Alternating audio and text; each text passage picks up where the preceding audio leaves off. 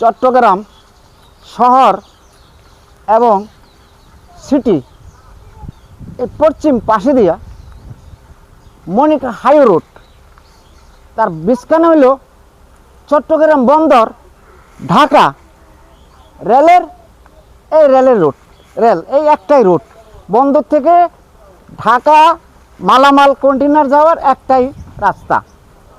তো এই যে টানা 10 দিনের বৃষ্টিতে চট্টগ্রাম এবং সর্বকিছুই নষ্ট হয়ে গেছে। তো এই 10 দিনের বৃষ্টিতে রেলের কি ক্ষতি হয়েছে এটা দেখেন, এই যে দেখেন ভিডিওটা।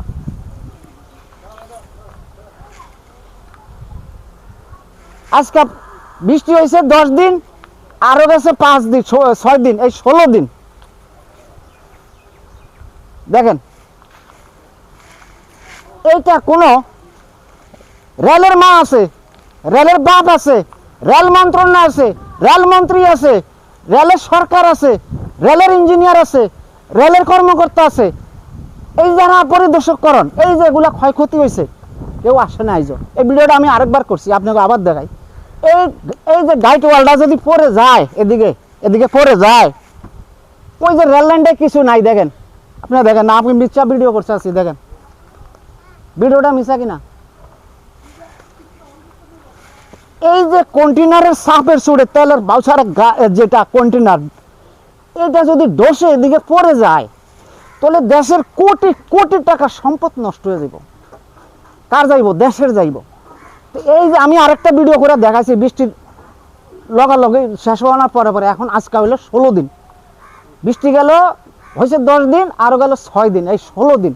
আজকেও কোনো রেল কর্মকর্তা আসে এটা পরিদর্শন করে নাই।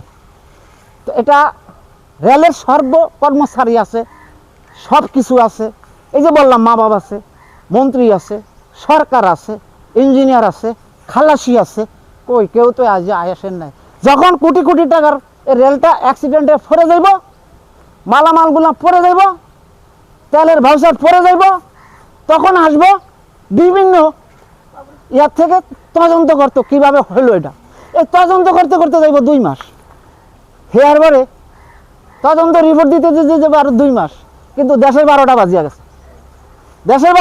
গেছে, 6 মাস 2 মাস পরে আবার তদন্ত শেষ।